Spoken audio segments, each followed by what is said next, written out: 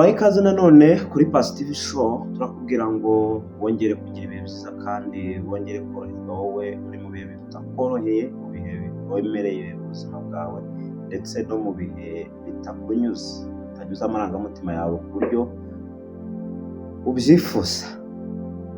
N'ubundi nakagaruka kuri Positive, ni cya kiganiro cyahinduka wigire kandi ukore maze witeze imbere. Turakubwira ngo wowe udukurikiye hirya no hino ku isi, twaje kuvuga ngo twebwe nta hantu dushingiye usibye kugira inama buri muntu wese uzadukurikirana aho aherereye, tutitaye ku gihugu ndetse n'umugabane, ahubwo tukavuga ngo wowe ukomeze kudukurikira, gukomeza kumva inama zacu ni ingenzi kuri wowe kuko ni iz'umumaro kandi zazigiye kuri wowe. Birashoboka yuko kandi ari ubwa mbere tubonye cyangwa se ari ubwa mbere ugiye kudukurikira, turabanza tukakubwira ngo mbere yuko scrolling ukomeza, banza ukande subscribe kugira ngo ibiganiro byacu bijye bigufasha kandi buri gihe ndetse bidaciye ahandi, ahubwo wowe uhita ubona amakuru. Nongeye kugusuhuza, ngiye tubana kandi uyu munsi nongeye kuguha ikaze, ndakubwira ngo ni kwa kundi kuri Positive twongeye kugaruka kugira ngo tuganire. Uyu munsi rero twongeye kuza kugira ngo tuganire nanone kandi ku ngaruka zo kudakoresha igihe cyacu neza mu gihe tukiri abasore cyangwa tugifite uburyo cyangwa se mu gihe tugifite imbaraga. Akenshi iyo turi abasore tuba twumva tutazasaza, kandi n'iyo tukumvishe yuko ari tuzasaza nanone tukabyumva gutyo, tuba twumva ari ibya kera atari ibya vuba. Ibyo ngibyo bikaduha kwirara ku gukoresha igihe cyacu cyo muri ubu buzima. Uyu munsi rero nje kukubwira ngo igihe cyose turakinganya nk'abantu turi kuri iyi si, ahubwo inyungu z'igihe biterwa n'uko twese tuzagenda duhitamo gukoresha igihe cyacu neza. Muri ubu buzima hari igihe usanga umuntu akoresheje igihe cyiwe neza bikamuviramo umusaruro muzima ugaragara, ariko nanone hakaba igihe ushobora gukoresha igihe nabi kikakuviramo ingaruka zitari nziza. Cyane cyane nkatwe kuri Positive, kuko tuba tuvuga ku kintu kijyanye no gukora, tuvuga yuko iyo udakoresheje igihe cyawe neza uba uzagera igihe ukavuga ngo iyo nza kubimenya. Ubwo rero twebwe nk'igisubizo cyawe wowe udukurikiye, Positive yaje kukubwira ngo ukoreshe igihe cyawe neza kandi ukore mu gihe cyawe, mu gihe ugifite uburyo ndetse n'imbaraga, kugira ngo ejo hazaza bitazakuvuna utekereza ngo iyo nza kuba narakoze, ahubwo ubu ngubu utekereze ngo reka nkore, hanyuma icyo gihe cyo kuzatekereza ngo iyo nza kumenya nkakora, ahubwo bizaba ari igihe cyo kwishimira imiruho wagize muri iyi minsi mitoya cyangwa mu gihe ukiri muri izi mbaraga ntoya z'urubyiruko. Hanyuma twaje no kukumenyesha tukubwira ngo igihe hari igihe kirangira. Igihe nanone tugihuza n'imbaraga dufite muri iki gihe, tugasanga izo mbaraga nk'uko twabivuze mu biganiro byatambutse, imbaraga zacu zigeraho zikarangira. Byose biterwa n'igihe. Uyu munsi rero naje kukubaza ngo ni gute uri gukoresha igihe cyawe? Rubyiruko, ni icyo uri kumarisha igihe cyawe? Amahirwe yo kubaho, amahirwe y'iki gihe ufite, urimo urayakoresha gute mu kwiteza imbere mu gukora? Urimo uratekereza iki kijyanye no gukora, ndetse ukanatekereza iki kuri ejo hawe hazaza? Impamvu tuba tubivuga nka Positive ni uko tubona yuko hari abantu kuri iyi si batari gukora ibyo ngibyo turi kuvuga.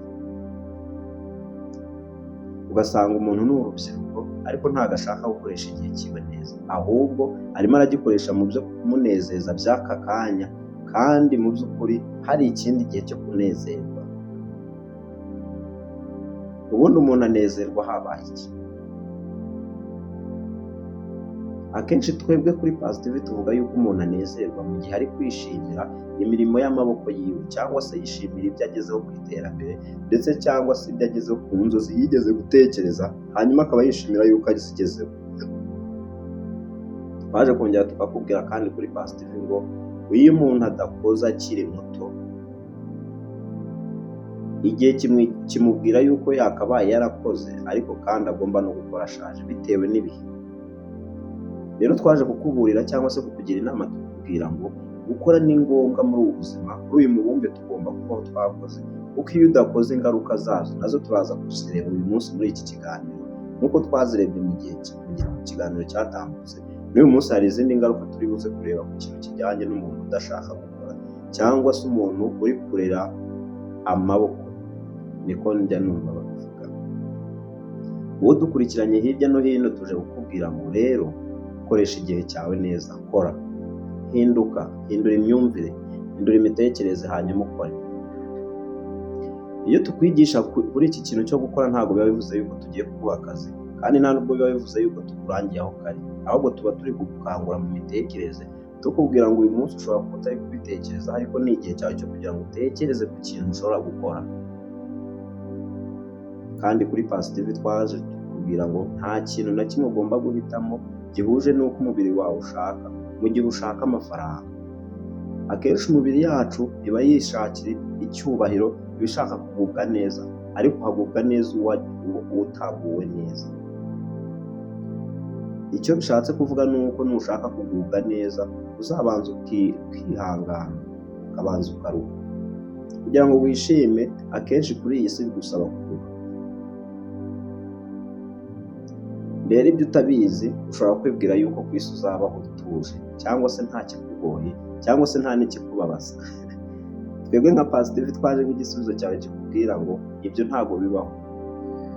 Ku isi tuzayibaho tubabara, kandi si tuzayibaho twumva ibintu bitadushobokera, ariko uko tuzagenda turushaho kubishaka yuko bidushobokera, nabyo bizadushobokera. Urugero rwinshi tujya dutanga ni urw'abantu tugenda tuganira nabo, ugasanga mu by'ukuri ubuzima ntabwo bubaho bworoheye, ntabwo bukugeraho ngo bwizane, cyangwa se igihe cy'umunezero cyangwa igihe cyo kubaho neza. Twe twaje kukubwira ngo ntabwo byizana, ahubwo biva mu byo wakoze. Nka Positive rero nk'igisubizo cya benshi badukurikirana, twaje kukubwira ngo uyu munsi bishobora kutamera neza, ariko bitewe n'uko wahisemo yuko bizamera ejo hazaza, bizakumerera gutyo. Bivuze ngo ejo hawe hazaza uhahitamo hakiri kare. Rero nka Positive kuri uno munsi twaje kuvuga ngo ese igihe cyacu cyo, nubwo turi kuvuga ku gukora, ariko hari igihe usanga no gukora biterwa n'igihe dufite, nuko tukimanaginga ndetse nuko tugikoresha ibyo tugikoramo, nabyo biragoye cyangwa se bigira ingaruka. Ubwo rero uyu munsi twahisemo kuza kuvuga ku gihe, ndetse tunagira inama n'abantu gukoresha igihe cyabo neza. Akenshi usanga ari ikintu kitavugwaho rumwe n'abantu benshi, gukoresha igihe. Kenshi uba usanga umuntu akubwira ngo nzakora ejo. Abantu usanga bafite iyo mitekerereze yo kuvuga ngo nzakora ejo. Uzareba abantu akenshi ibyo atagezeho uyu munsi ahita ashifitinga akavuga nzabikora next. Ariko twebwe nka Positive twaje kukubwira ngo ubu nonaha ukitubona cyangwa se ukiyumva iki kiganiro, nicyo gihe cyo guhita ukoreramo ibintu utekereje aka kanya turi kuvuga. Uyu munsi tuje kuganira igihe se uri kugikoresha gute? Igihe uri kugikoresha iki? Ese urimo urapuraninga ukoresha iki igihe? Nk'uko dukomeza tubivuga, igihe hari uburyo abantu tugenda tugikoresha, kandi ugasanga mu mvugo tujya dukunda kumva yo kuruzinga time, kandi abahanga baravuze ngo time is money, bivuze ngo igihe ni amafaranga. Rero nkatwe Positive twaje kubwira urubyiruko cyangwa se umuntu wese udukurikira kugira ngo tumubwire ku gukoresha igihe. Ese ni izihe nyungu zo gukoresha igihe neza, cyangwa se ni izihe ingaruka mbi nanone zo kudakoresha igihe? Ngira ngo mbwire urubyiruko ngo tega amatwi wumve. Akenshi iki ni ikintu kituzanira iterambere cyangwa se ubukene iyo tugikoresheje neza cyangwa se tukagikoresha nabi. Byose bigira ingaruka ku gukoresha igihe. Iyo udakoresheje igihe cyawe neza mu gihe ukigifite, mbwire umuntu wese unkurikiye, waba uri umuhinzi, waba uri umushoferi, waba uri umumotari, waba uri umunyeshuri, icyo waba uri cyo cyose, niyo waba ufite akazi, yewe aho uherereye hose, iga gukoresha igihe cyawe neza. Uyu munsi nicyo kintu twaje kukubwira ngo koresha igihe cyawe neza.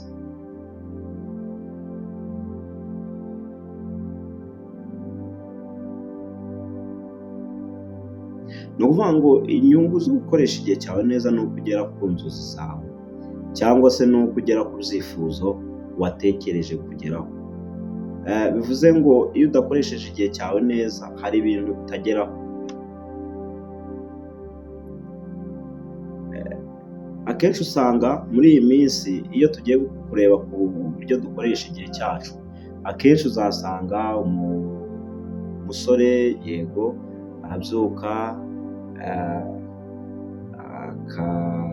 wenda mu kazi k'ugafite, hari uwundi uzakoresha igihe abyuka akareba agafilime, hari uwundi uzakoresha igihe abyuka akajya mu mupira, hari uwundi uzakoresha igihe ubyuka akajya muri siporo, hari uwundi uzabyuka agakoresha igihe bitewe n'amarangamutima cyangwa n'icyo yumva ashaka gukora muri we.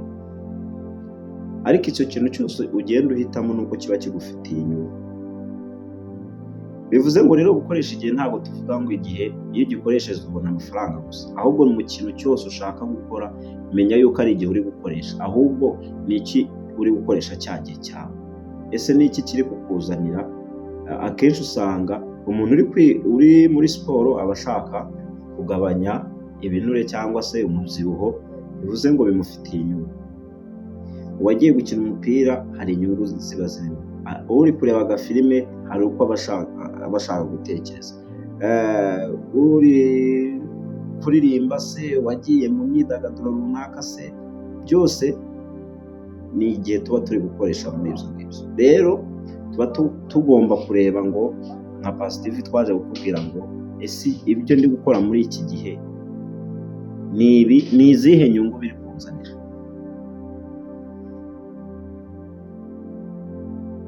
Naje kukubwira ngo muri uyu mwaka tuzakomeza tuganire ku gukora. Uyu munsi rero hivanzemo akantu ko kugendera ku gihe cyangwa se kumenya gukoresha igihe cyacu neza kugira ngo dukore n'ibyo dukora tubikorere ku gihe, kuko nidukora tudakoreye ku gihe nabyo tudakoresheje igihe bizatugora, kuko gukora dukora mu gihe kandi igihe kirashira. Twe twaje kukubwira ngo igihe kirashira n'imbaraga zigashira, hanyuma tukubwira ngo ese hitamo ni gute ugomba kwitwara muri ibyo byombi, mu gihe ndetse n'uko imbaraga zishira. Twaje kubiguhishurira kuko akenshi usanga abantu batabimenya hakiri kare kugira ngo barusheho gukora. Hari umuntu ujya wibeshya uyu munsi nanone urubyiruko, ugasanga ababyeyi bawe barakwihoreye, baraguha byose usaba, baraguha byose wifuza, nawe ukumva yuko ibyo bintu bihoraho. Cyane cyane muri Afurika, ariko iyo ugiye kujya i Burayi usanga umubyeyi aba yarafatiye umwana ingamba zikomeye. Akenshi usanga muri Afurika tureresha abana televiziyo,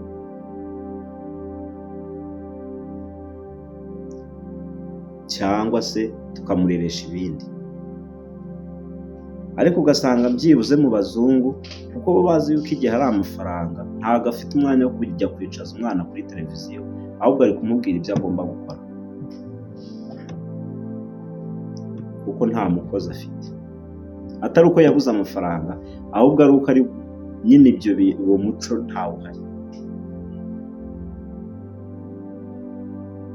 Ariko muri Afurika muzarebe cyangwa se mu baturanyi n'ahantu henshi, akenshi umuntu ufite amafaranga cyangwa se umajije kuyageraho ahita yumva yuko ibintu bigomba koroha, bikamworohera, bikorohera n'abana ku buryo batagomba kuvunika. Ariko nyamara uzareba, nimba ari umugabo yashakishaga, iyo habaye impamvu ituma yigendera, wa muryango usigara mu bibazo mu gihe atawutoje gukora, mu gihe abana batitoje gukora cyangwa mama wabo ngo abashobora gukora, icyo gihe basigara bariho nabi. Ingaruka rero zo kudakora na bya bindi bya wa muntu wabafashaga iyo agiye nabyo ntimubasha kubimanagira. Izo ni ingaruka tugenda tuzibona kuri iyi si muri ubu buzima, nawe unkurikiranye urabizi. Rero twaje kukubwira ngo ingaruka zo kutiga gukora cyangwa zo kutamenya gukorera mu gihe ngo ukore, hari igihe bisoza nabi. Kandi twebwe nka Pasitive twaje kukubwira ngo dukurikiranye cyane cyane urubyiruko rw'abakristo, mugomba guhishurirwa iki kintu cyo gukora hakiri kare, kuko mwebwe mwagize amahirwe yo kumenya Imana. Ijambo ry'Imana riravuga ngo data arakora kandi nanjye ndakora. Uwo ni Yesu wabivuze. None se wowe mugenzi wanjye uri gukora iki? Igihe cyawe uri kugikoresha gute? Ubundi Yesu iyo yajyaga mu ivugabutumwa, uko niko bimeze muri Bibiliya, yarakoraga ivugabutumwa ariko nijoro agasenga.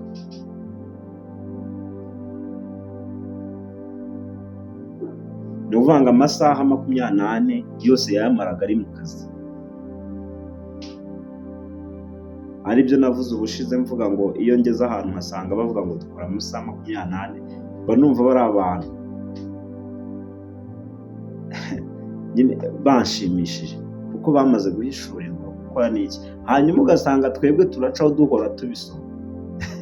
Wowe unyuraho uhora ubisoma ngo hari abakora amasaha 24, hari abakora. Mu by'ukuri barimo baratera imbere, bararushaho gukoresha igihe cyabo neza. Rero uyu munsi twaje kongera kuganira ku yindi ngaruka y'umuntu udakora. Ingaruka y'umuntu udakora, tuje kuvuga ku bukene. Umuntu udakora arakena bagenzi, urubyiruko. Umuntu udakora arakena, mama unkurikiye, umuntu udakora arakena, papa unkurikiye, umuntu udakora arakena. Kandi iyo ukennye ntabwo rwose, nta muntu wakwishimira, nawe unkurikiye urabizi. Usanga ahubwo uwo muntu ukennye ahora arekarama, ahora afata ibyiwe akabigereka ku bandi yuko aribo babigizemo uruhare. Njye rero naje kukubwira ngo wifate ibintu byawe wakabaye ugiramo uruhare rwo kugira ngo bihinduke, ngo bitwerere abandi nabo bafite ibibazo byabo. Naje kuguhishurira yuko abo uri kwegekaho ibyo bibazo byawe nabo bafite ibindi bibazo bafite, ariko nabo barimo bararwana. Nawe rero naje kukubwira ngo ahubwo rwana uve muri ubwo bukene. Ubukene nta kindi reka. Hari ukuntu tuvuga ngo ubukene ngo yambaye ibicitse, ubukene ngo abayeho nabi. Ubukene rero twaje kurwana nabwo ni imitekerereze, kuko imitekerereze niyo ihindura ibintu muri twebwe. Turatekereza tukajya gukora. Rero twebwe twaje kurwana n'iki? No kukubwira ngo hindura imitekerereze, wigire. Ubukene ni iki? Akenshi iyo umuntu ari umukene, wowe nkurikiranye ngira ngo ujye ubibona,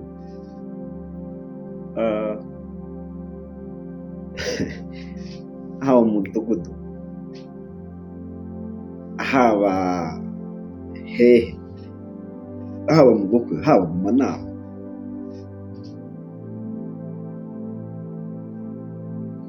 nushaka uzambara ibicitse ariko ufite amafaranga. Ejo bundi nabonye akantu ndi kuri TikTok k'umugabo yambaye ibintu bicitse,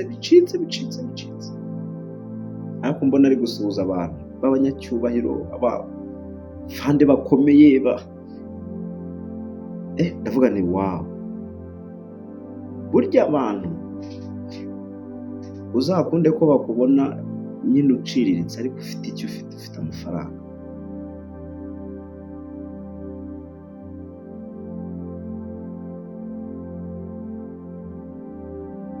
wowe ukurikirana Pasi TV, naje kuguhishurira ikintu kijyanye no gukora, kuko buriya icyo wakoze nicyo kiguha kugira aho ugera. Icyo ukora ubu nicyo kiguha kugira intebe yindi wicaraho. Kuri iyi si buri muntu wese arwana no gukora kugira ngo agire icyubahiro. Rero umuntu udakora arashaka gukomeza kuba aciriritse.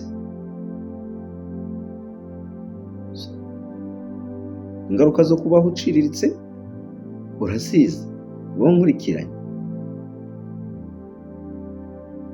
Nese ni rimwe ni kangahe usanga twivovotera imiryango tuvukamo ngo ntibadufasha.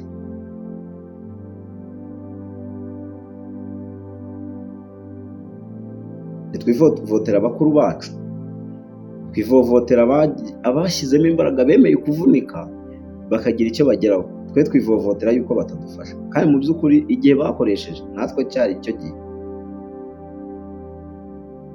twari dufite, twarakinganyaga igihe.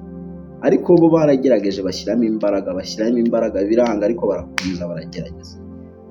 Kuri ubu ngubu turimo turabifuzaho yuko baza kudufasha, kandi mu by'ukuri bo baravunitse.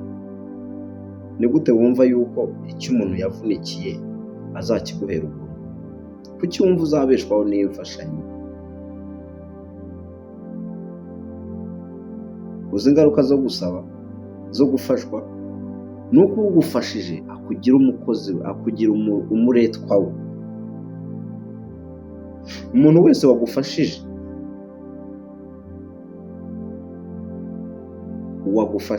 waguhaye ikintu yavunikiye wowe utakivunikiye, akenshi bishobora kutaba ku kanya, ariko mindset cyangwa se ya mitekerereze tukubwira twebwe twaje guhindura, kubwira ngo uhindure imitekerereze ihora ikwerekeza kuri wa muntu ufite icyo akumarira. Ugahora utekereza uriya muntu, nimba arampaye 100,000 uyu munsi, ndirenza amezi 2 azampa 100 nanone. Cyangwa se nimba naramuhamagaye akampa 10 y'ubuntu, nzongera amuhamagare nyuma y'amezi 3. Ukabaho muri ubwo buzima bwo guhora imitekerereze yawe wihanze wa muntu uguhereza. Nakunze umuntu umwe yaravuze ngo aho kugira ngo nkwigishe kurya ifi, nakwigisha uko bayiroba. Abo bari ababyeyi ba kera, uwo nkurikiranye niko bakubwira. Barakubwira agatoke nibyo, ariko genda, mfite ibirima, genda uhinge hano, mfite ibi, genda wihereza aho ugomba guhinga. Kera ibyo byarashobokaga, ariko ubu ntibishoboka. Ubu ntabwo bishoboka. Tugeze mu gihe cy'umuntu ku giti cyiwe yitekerereza uko yabaho, inzira yacamo zose, uko yavunika kose, ariko akirwana akibeshaho. Nicyo gihe turimo. Ntabwo tukiri mu gihe cyo kuvuga ngo baratubikiye ngo cyangwa se bazatugirira gutya. Oya, nutegereza yuko muyomba guha, itegure no kugenda ukaba umukozi we.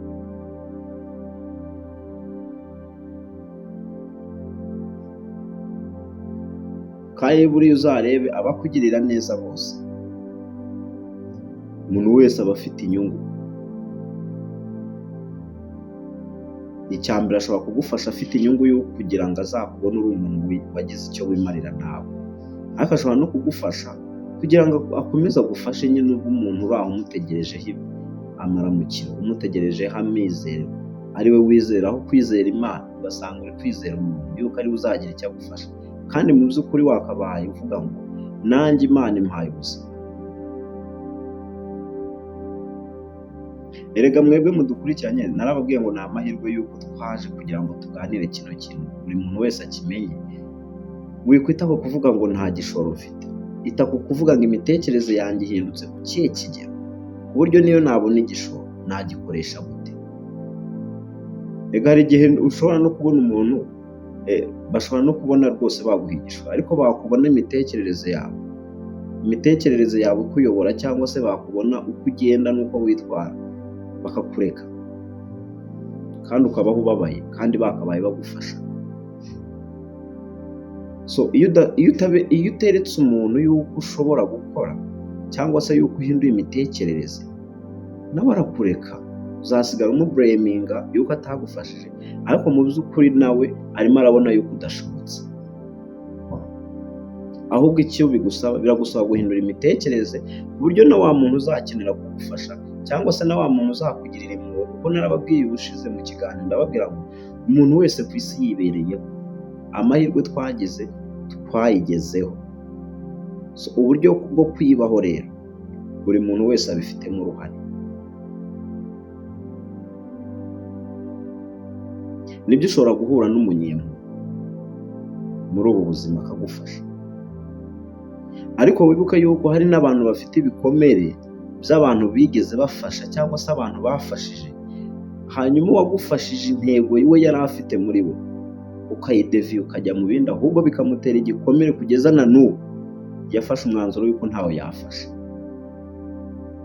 Urugero nkuhaye ni urugero rw'abantu b'abadiyasipora cyangwa se abantu bari hanze, barabona amafaranga bibavunnye. Wowe nkurikiranye wenda ushobora no kuba umufite amafaranga, wayabona yiyushya kuya, yakoze yavunitse, kubera yuko barakubwira ngo dukora ku masaha, aha ndahakora amasaha 3, aha ndahakora ngahe, aha ndahajya hayi, ibi ndakora ibi, akabona amafaranga amuvunnye. Ariko ubu nawe afite igikomere cy'uko uwo yahaye amafaranga nta kintu yamugejeje, ahubwo yayasindiye, yayakoresheje iby'irari ry'umubiri w'aka kanya gusa, ntiyatekereza kuri ejo hazaza. Imyumvire, imitekerereze nayo ni ikibazo. Abo ngabo uri kuvuga ngo ntibari kugufasha bafite ibyo bikomere, inshuti yanjye. Nese wowe uravuga ngo Muyomba ntago ari kugufasha, cyangwa se uri kuvuga ati dadi ntago ari kumufasha. Yafashije bakuru bawe baramuhemukira, bituma ati icyizere cyo kuzongera kugira uwafasha.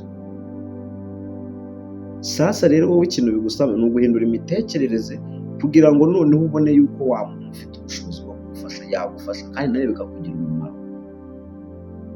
Nese tutabeshya, umuntu uramufasha, uramuha amadolari angahe, agahita yaguramo sitiri, agahita yaguramo iPhone, agahita yaguramo ikintu kiri aho cy'akanya gato kiraha. Wazamubaza akakubwira ati burya wamaye ya mafaranga ntari kuri rezo, ati mpitanguramo telefone ya 500, mpitanguramo ikintu iki n'iki. Mu by'ukuri nawe utabeshye, urumva wowe utaragoye abantu cyangwa se tutari kugora abantu, cyane cyane njye ndi kwibwirira urubyiruko n'abantu badukurikiranye, rega n'abakuru nabyo bijya bibaho. Ugasanga umuntu ntakora, ntago yinjiza, ntagira icyo, ariko ufite abakozi 2, 3. Yego wagize amahirwe, sinzi aho wenda uvukiye, njye naje kukubwira ngo ni inama nitangira nkigendera, kuko ni wo muhamagaro wanjye. Yego wenda uvuka mu bakomeye, kuko njye naje kubwira ku isi hose, ntitaye ku gihugu, ntitaye, nta n'umuntu nzavuga ngo runaka njye mvuga isi yose ku muntu uzabasha kunkurikirana. Tuvuge urugero, wavukiye mu muryango, urashoboye, ariko byose niho ubiteze. Uragerekaho kugira abakozi, uragerekaho kuriha amafaranga menshi y'amashuri, byose barimo baragufasha. Ese ubwo wowe tutabeshya, wera turumva utari kubagora? Urumva udakwiriye guhindura imitekerereze ugashaka ikintu wakora, ahubwo bakakubwira ngo, cyangwa se ukababwira ngo njye natekereje yuko mumfashije iki n'iki n'iki n'iki, ushobora kugikora, sinzongere kubagora mbasaba, ahubwo nkazajya mfata muri bya bindi nakoraga, akaba ari byo nkuramo iki n'iki n'iki mu bintu mwafashaga. Wirera amaboko, nshuti yanjye, wirera amaboko rubyiruko, wirera amaboko mukobwa, wirera amaboko umusore. Ejo si heza ku muntu utazahakorera. Ejo ntabwo ari heza ku muntu utazahakorera. Turimo turajya ahantu habi kurenza aho turi ubu. Ubu ngubu mwebwe muri kuvuga ngo birakomeye bamwe, ariko uracyari umusore, uracyafite imbaraga. ibaza igihe bizakomera udafite imbaraga, udafite aho ujya, udafite icyo ukora, ushaje, imbaraga zarashize, waranze gukora hakiri kare. Wibaza ko byo bizaba byoroshye? Afazari ntiwakemera ugakora akazi ako ariko kose mu gihe ugifite imbaraga, uko kaba kameze kose ukagakora, ariko ukabona igishoro cyo gusevingira ejo hazaza utagifite imbaraga. Mu by'ukuri twe twaje kukubwira nka Pastor, turavuga ngo wikwishimira yuko uyu munsi ubayeho unezerewe.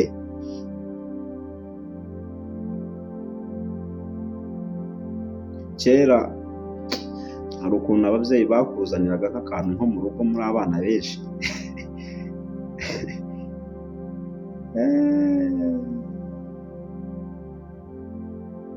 ako kantu twakundaga kugakoresha,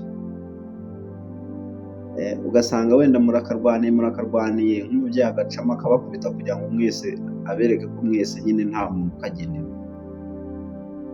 Uwo batagahaye akaba araseka,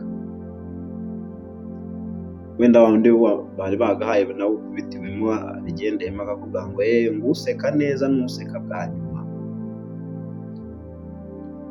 Rero natwe kuri Pastor TV twaje kuguhishurira ikintu cyo kuvuga ngo umuntu wishima neza ni umuntu wishimira ibyo yagezeho.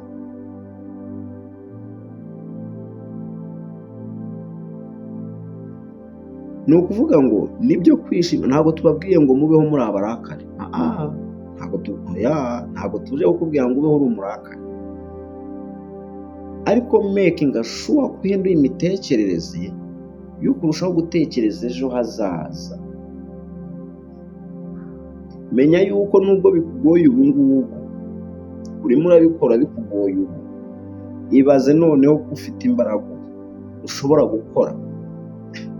Ibaze igihe uzaba udashobora gukora, bizamera bite?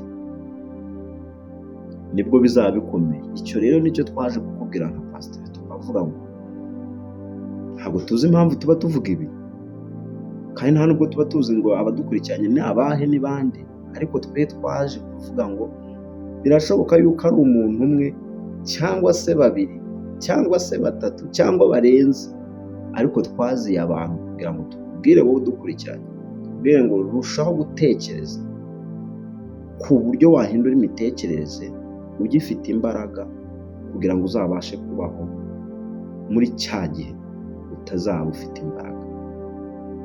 Ega niyo mpamvu abakozi ba leta babashyiriraho pasiyo, kuko baba bazi ko barimo barakoresha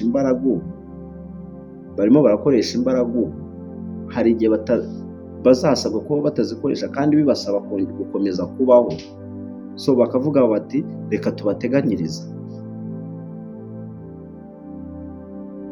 Ibyo bikunda kuba ku bakozi ba leta cyangwa se biki, ariko bagira iyo ntuza yo kuvuga ngo reka duteganyirize umukozi wacu, bitewe n'uko bari gukora afite imbaraga, ariko hari igihe atazaba afite imbaraga kandi noneho atarabashije gukora ibyo ku giti cye, ahubwo yaratwinjirize twebwe ababosi.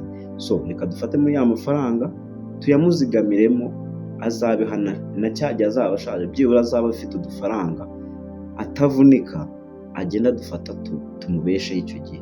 Utwo yakoreye akiri muto agifite imbaraga tukazamubeshaho ari muri za zabukuru. Bivuze ngo uriya muntu baramuteganyirije. Wowe rero udukurikirana udafite ubwo buryo cyangwa se utaragize ayo mahirwe, cyangwa se wowe uri gukora ibintu bigiye bitandukanye, nawe urushaho kwitekerereza ejo hazaza, urushaho gutekereza ese ni iki ngomba gukora njyewe? Ese erega twarababwiye ngo izabukuru zizaza. Rubyiruko, kora ugifite uburyo, izabukuru zizaza imbaraga zizashira, muzababona abantu cyangwa se munaganira inshuti zacu, arakubwira ati nkiri umusore nta kintu ntakoze, ntacyo ntariye, ntaho ntagiye, ati nagiye ku mazi, naratembereye, nagiye mu ndege, nagize ati ariko ndebera uko nshaje.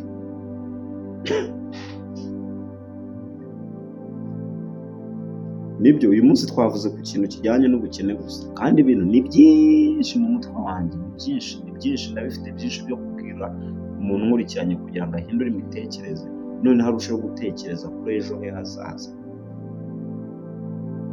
Ugasanga uwo muntu ari kukubwira ngo narakoze, ukareba ibintu akubwira yakoze byose ukabona umusaruro wabyo uyu munsi, nuko ashaje arushye cyangwa se ashaje adashoboye kwibeshaho.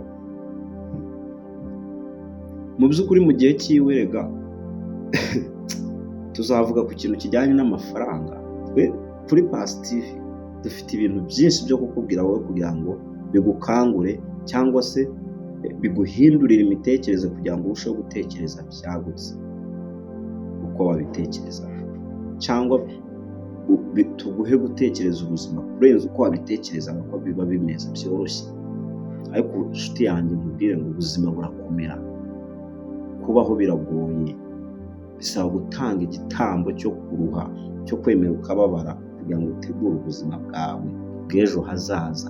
Ntabwo uzabaho utuje, ntabwo uzabaho unezerewe nutemera kuruhuka ugifite imbaraga.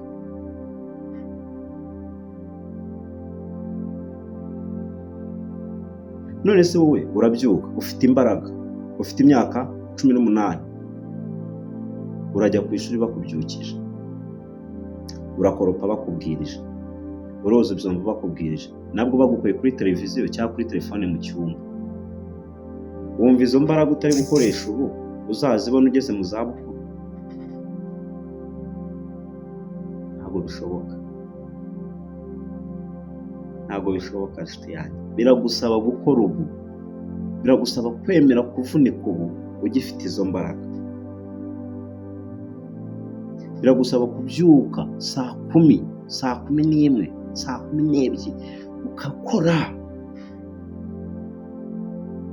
Jone nahoze mbivuga aho umuntu agira Imana yabona igishoro agashinga business akazajya abyuka saa 4, ugasanga bari kuvuga ngo kwa Ntuza bafungura saa 4 kandi ni business yiwe. Gusa mu by'ukuri wateye imbere, byararangiye,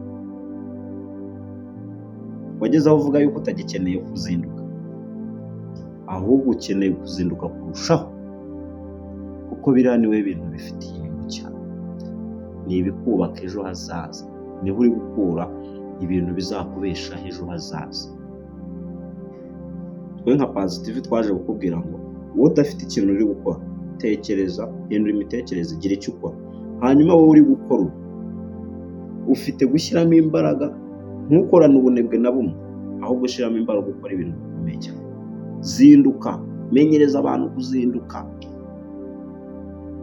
Erega nese ugira ngo abantu ntibakenera ibintu mu gitondo saa 11, ugira ngo muri quartier aho utuye basanze wabyutse saa 11 butike ikaba ikinguye, uzi ari umuntu uri bujye mu kazi yazajya azinduka akaza kukugurira? Abagura umugati ntibazajya bawugura ijoro ryose, baza saa 4 bacaho bavuga ngo kuko bazi ko mu gitondo saa 11 muri bube bakinguye nta kibazo, yataha akajya kuryama akaruhuka, akaza gutuma umuntu akazana umugati saa 11. Ariko baba bazi ko mubyuka saa 3 kandi business yawe. Mu minsi yashize mperutse kujya ahantu njyewe ibintu byose bigenda binyigisha kubera yuko ari byo niberamo, ari byo mba ntekereza kuvuga kuri ibi bintu. Mperutse guca ahantu imodoka ifite ikibazo, tujya kuri garage hari nka saa 3, saa 2:10, ariko saa 3 zari zihari, tubura umuntu dukorera. Ndatekereza ndavuye se aba bantu ntibikorera? Nese umuntu wikorera byuka saa 4? ari garaje, ubwo aba yarakize yaragezeyo. Nyamara mu by'ukuri twe nka Pasitive twaje kukubwira ngo aho ugeze aho gushyiramo imbaraga, kuko nta naho uragera, ku buryo ushobora kuvuga ngo ngewe mfite bizinesi yanjye ngiye kuzajya nyifungura saa yine. Birababaza, nanjye birambabaza kandi si ibyanjye ariko mpita mvuga ngo uyu muntu yagezeyo. Uribaza kuva saa 11 kugera saa 3 abantu baciye kuri iyo bizinesi yawe bigendera bajya ahandi, nese wowe wazindutse? Zinduka bizinesi, abantu ba bizinesi muzinduke aho uherereye hose. Reka wowe urabyuka saa 3 ngo waragezeyo warakize. Bizinesi yawe yego yarakuruhije, turakubashye, ariko twe twaje kukubwira ngo ufite kongeramo imbaraga, ugahindura imitekerereze. Wigenda mu kigare cy'abandi, ikigare cyica ibintu, ngo hariya ngo butike zifunga ngo sangahe zigafungura ryari. Ntabwo. Kora ibyo ushaka gutekera, kora ibyo ushaka gukora wowe ku giti cyawe, gumana intego. Uribuka cya gihe ujya kubikora ukuntu wavuga? Uribuka cya gihe urimo usengera Imana ngo iguhe igishoro, waravuga ati nzajya nanararayo, ariko umaze gucika intege. So twebwe rero twaje kukubwira ngo shyiramo akabaraga, ongeramo akabaraga, kuko ubukene buryana cyane kurusha umuruho. Ubukene buraryana, ubukene buraryana. Kandi kikwereka umuntu ushaka kugeraho, nta na rimwe ajya yumva yuko yabigezeho. Iyo wumva ko wabigezeho uba ugiye kubivaho, ugiye gusubira hasi inshuti yanjye. Ahubwo biba bigusaba ngo ukomeze ushyiremo imbaraga, mu kintu cyose, mu kazi kose, ikintu cyose shyiramo akabaraga. Iyi si nta munebwe uyibayeho, uyibaye ayibayeho nabi. Umuntu udakora abayeho yiba, abayeho asabiriza. Inkunga bazaziguha, ariko warabaruhije, babuze uko bakugira, warabagoye.